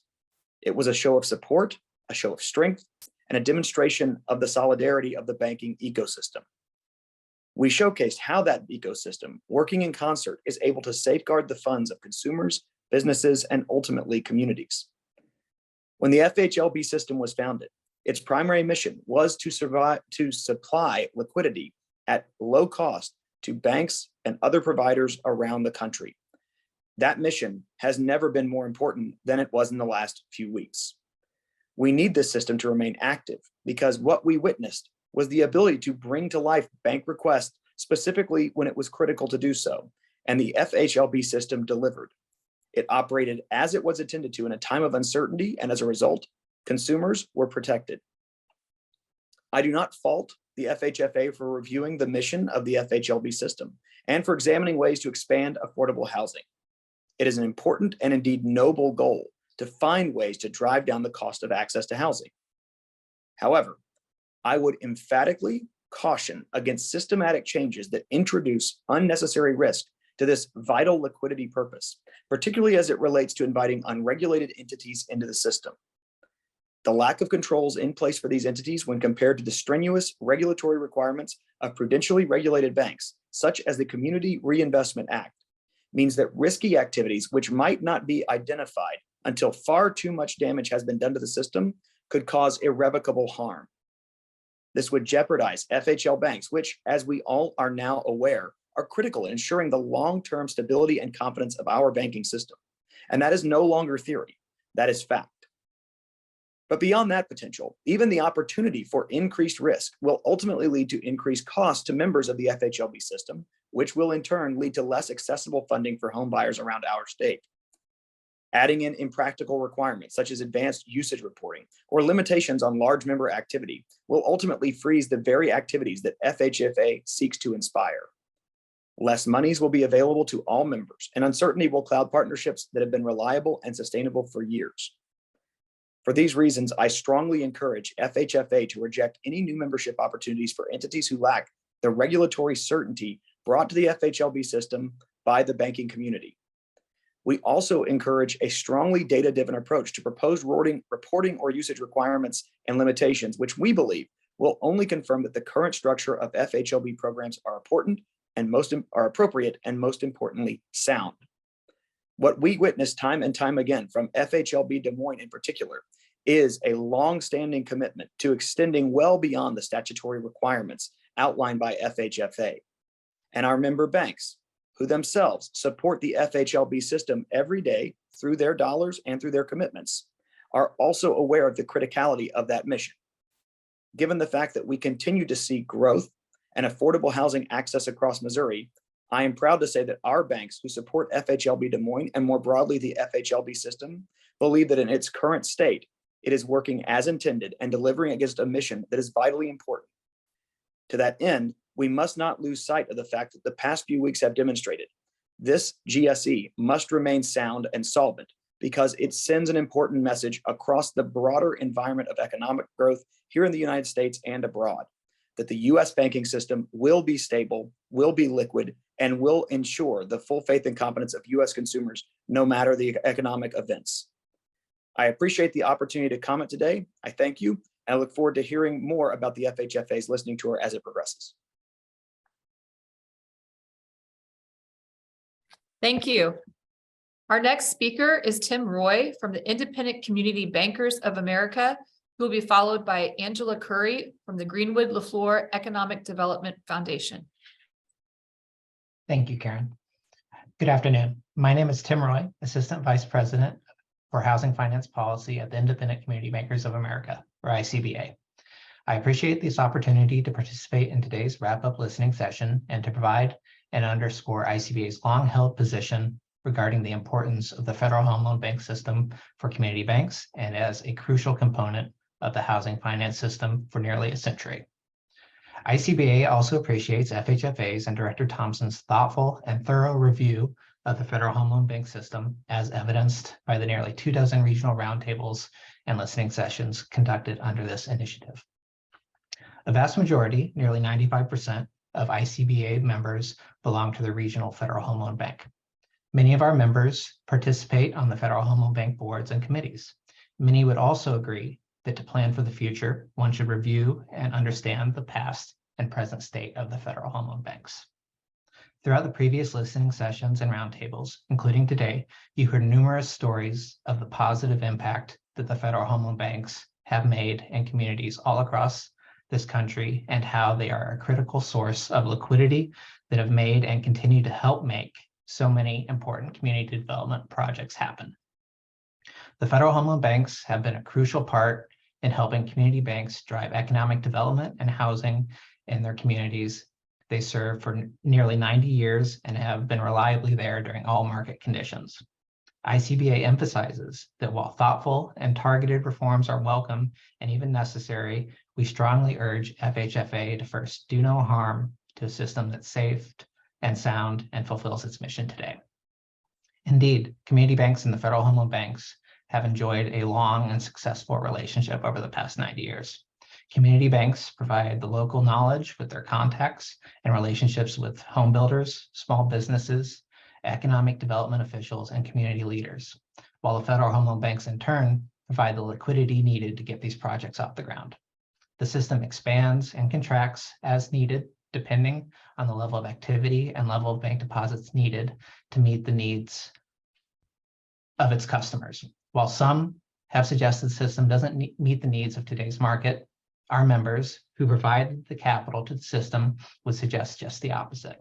The system does work, and it works very well. One of the primary reasons the Federal Home Loan Bank system has worked so well for 90 years is that the Federal Home Loan Banks deal with insured, prudentially regulated depository banks, credit unions, CDFIs, and insurance companies. These are the entities that have the capital and balance sheet capacity to hold eligible collateral in their whole loan form or in securities, which can be used to secure an advance. In the case of a failure of a member bank or a credit union, this collateral can be easily liquidated by the Federal Home Loan Bank and the advance repaid. Furthermore, in the case of a bank or credit union failure, the FDIC and the NCUA have provided the Federal Home Loan Banks the ability to seize and liquidate any collateral that secures an advance prior to the full resolution of the troubled institution, which also in turn shields the Federal Home Loan Banks and its members from a loss. Such super lean priority allows the Federal Home Loan Banks to safely and swiftly intervene as a stable source of liquidity during heightened market circumstances or distress. We have seen this especially in recent weeks, how critical it is that they are in a position to make such fully collateralized advances. Even during the worst of the 2007 financial crisis or the savings and loan crisis of the late 80s, the recent pandemic and all the various recessions and market challenges over the last 90 years, there has not been a single failure of a Federal Home Loan Bank, and taxpayers have not been asked to support the system through a bailout. Crucially, the ability for community banks to access advances during times of economic stress or when there are opportunities to increase lending or even participate in a local project, help first-time home buyers, is critical to our members as they work to serve their communities. That is why ICBA is laser focused on keeping the Federal Home Loan Bank system safe and sound. By dealing with only prudentially regulated institutions and allowing only certain types of collateral that can be readily sold, go a long way to keeping the system safe going forward. The introduction of non-regulated entities or esoteric and volatile forms of collateral will lead to increased risk within the system, including the increased possibility of losses or a failure of a Federal Home Loan Bank, thereby increasing costs for all who use it. While those losses would be shared by all members throughout the system, the increased costs would fall hardest on the smallest community banks, smallest institutions that depend on the system and do not have access to the capital markets or other sources of wholesale liquidity. To that end, the Federal Home Loan Banks must remain strong, stable, and reliable sources of funding for community banks.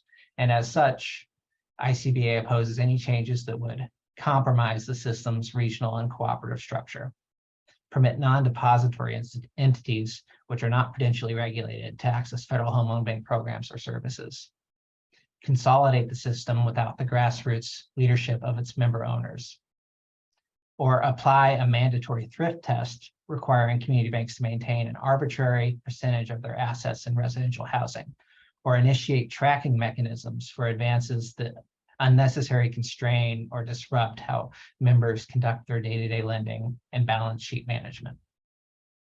And to conclude, ICBA supports and urges FHFA to align the capital requirements for member bank Federal Home Loan Bank advances with the prudential regulators to avoid disruption and possible liquidity problems for otherwise well-capitalized community banks. ICBA also supports changes that improve the operational efficiency of the system by making it easier for bank members to pledge collateral with electronic signatures, as well as initiatives that would prudently help increase the amount of affordable housing support in rural and small town communities.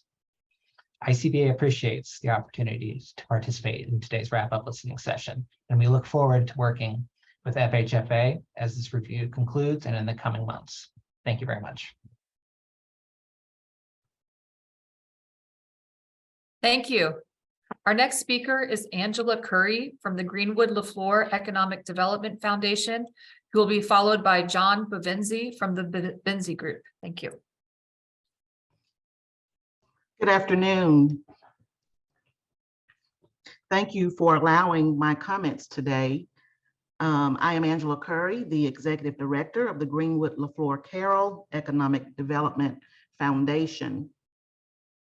I oversee the business recruitment and retention programs for the City of Greenwood and LaFleur County in the heart of the Mississippi Delta. In my 15 years as Executive Director of the Greenwood LaFleur Carroll Economic Development Foundation, I have worked with very small businesses, and I've worked with large corporations that are household names such as Viking Range Appliances and Milwaukee Electric Tool. We work to improve the economic conditions in the Delta, and my background has provided me with a firsthand perspective on the challenges faced by underserved communities throughout the Delta. In my role on the Federal Home Loan Bank of Dallas's Affordable Housing Advisory Council, coupled with my background in economic development, I provide this unique perspective on the Federal Home Loan Bank of Dallas's impact on rural and underserved communities, specifically in the Mississippi Delta. Given my focus on the economic health of the communities in the Mississippi Delta that I serve, I'd like to see the Federal Home Loan Banks become more directly engaged in supporting the economic development needs of their districts. Federal Home Loan Bank of Dallas established the Small Business Boost program in 2019. Small Business Boost provides a loan via the member to help participating members provide financing for qualified small businesses by filling the gap between what the member can finance and the loan request made by an eligible small business. Based on my Affordable Housing Advisory Council position with Federal Home Loan Bank of Dallas, it is encouraging to know that given the success of the program through the first 4 years, Federal Home Loan Bank of Dallas has expanded funding for this program in 2023. This support for small business through this program, including those in the Mississippi Delta, is a positive step in expanding the Dallas Bank's community investment activities beyond the housing scope of the AHP. Additional support for job skills, training, and development would be welcome roles for the Federal Home Loan Banks to engage in through future voluntary programming efforts, as job creation is an engine for the development of new housing that is needed in the Delta. Community Investment Program and Community Investment Cash Advance. Advances are helpful to members and provide some cost savings to the end recipients, but the programs do not drive significant lending by member institutions. While the Community Investment Cash Advance program is potentially useful, the regulation for this program is cumbersome and confusing. The regulation should be revisited and modernized to allow the Federal Home Loan Banks more opportunity to readily assist member financing of economic development opportunities in their communities. We would also recommend keeping the Federal Home Loan Bank structure intact. The Federal Home Loan Banks provide a vital link to the capital markets for thousands of financial institutions of all sizes, all vital to the well-being of their communities. Many of these institutions rely on advances as the only way to manage interest rates and liquidity risk. This has been demonstrated during the financial events seen in the last few weeks. The regional structure of the Federal Home Loan Bank system benefits our members and enables local communities because it allows the home loan banks to know their members and communities, understand their needs, and deliver relevant products, services, and support. Consolidating the Federal Home Loan Banks may create confusion among members and their communities, as well as reduce the connections established between the Federal Home Loan Banks and their members over time. Again, thank you for the opportunity to share my thoughts and recommendations as we focus on the future.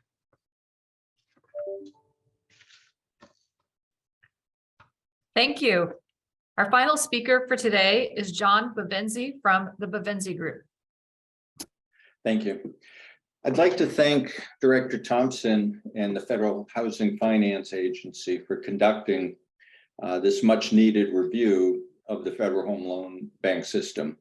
I look forward to seeing the final report. I'm honored to be here today. I believe my background, primarily as a former long-term senior FDIC official, is relevant to these discussions.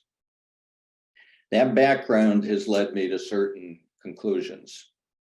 For one, I think it should be clear that the government heavily subsidizes the Federal Home Loan Bank system. The Federal Home Loan Banks do not pay federal, state, and local corporate income taxes. They have an implicit government guarantee that lowers their borrowing costs. And Congress has granted them extraordinary legal authority, especially for privately owned businesses. It also seems clear to me that the Federal Home Loan Banks need to do more to support the public interest to justify those large government subsidies. That includes honoring their commitment to affordable housing and limiting lending activity that falls outside the scope of their mission. I do believe the Federal Home Loan Bank's role as a source of liquidity to banks and credit unions is important. What I don't believe is that that role should include lending monies to failing banks. History has shown that providing liquidity to failing banks only prolongs their life and adds to the failed bank's ultimate cost. The Federal Home Loan Banks have abused their authority in this regard and have not served the public interest. I'll give an example. I served as CEO of IndyMac when it was an FDIC-owned bridge bank. IndyMac had $10 billion of Federal Home Loan Bank advances when the FDIC took the bank over. Those advances had an average remaining maturity of 2 years. The average interest rate on those advances was 2% higher than the market rate at that time. Keeping those advances in place made no sense, but the FDIC could not get rid of them, even though the bank that borrowed the money had failed. The only way the FDIC could rid itself of these high-cost funds was to pay the Federal Home Loan Bank of San Francisco's penalty of $360 to $370 million. that included a $340 million prepayment penalty to compensate the Federal Home Loan Bank for foregone interest, and a $20 to $30 million administrative fee for the burden that would be placed on them for having to reinvest that money. Ultimately, the acquiring bank for IndyMac absorbed those advances, but it had the same result. Indirectly, the FDIC absorbed the cost because the acquirer simply lowered its bid to offset its added cost. The Federal Home Loan Banks hardly ever lose money because they have the legal authority to force losses that exceed their profits on others.